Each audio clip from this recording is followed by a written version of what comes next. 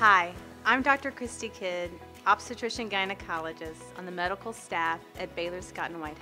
I'm here today to talk to you about vaginal birth after cesarean section. Many women, around 20 to 30%, will have a cesarean section for their first delivery. Sometimes the C-section was planned for presentation, meaning that the baby was breech or not head down, or because of another complication from the pregnancy such as placenta previa, where the placenta is covering the cervix.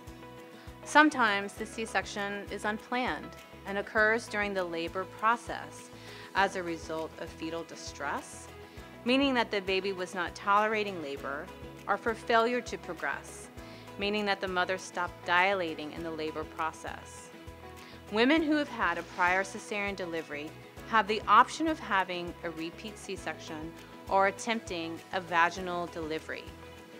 Some women desire to attempt a vaginal birth after a cesarean delivery. This is called vaginal birth after cesarean, or VBAC, or trial of labor after cesarean. Here are some things to consider.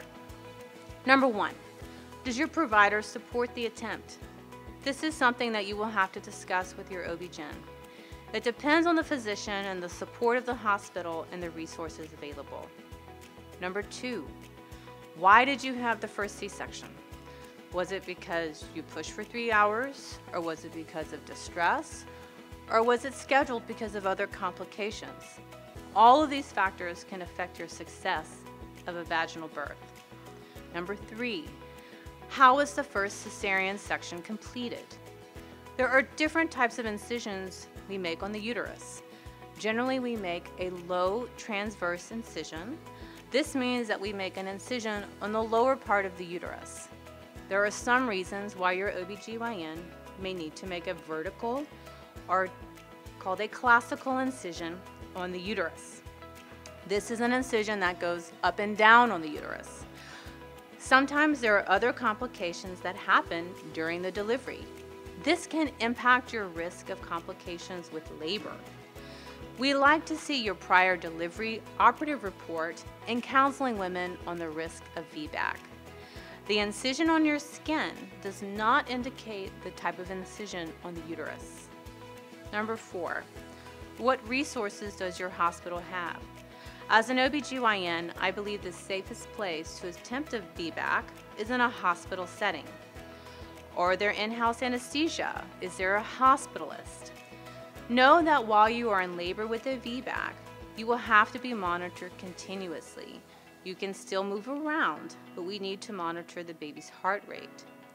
Most hospitals require that a surgeon, such as an OB-GYN, be in the hospital at all times while a patient is in labor with a history of cesarean delivery.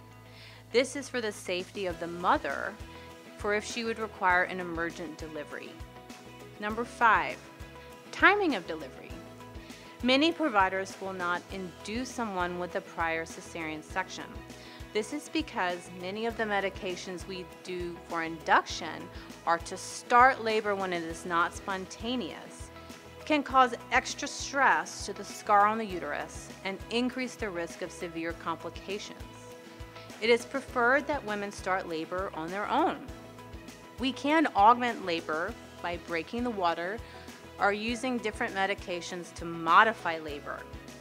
Many providers will set an endpoint where if you have not gone into labor by a certain time, a repeat cesarean section may be recommended. Number six, know your risk. The main concern related to vaginal birth after cesarean is something called uterine rupture. This is an uncommon complication, but can have devastating results. This is where the scar of the uterus opens during labor. The risk of uterine rupture after one prior cesarean delivery is still less than 1%.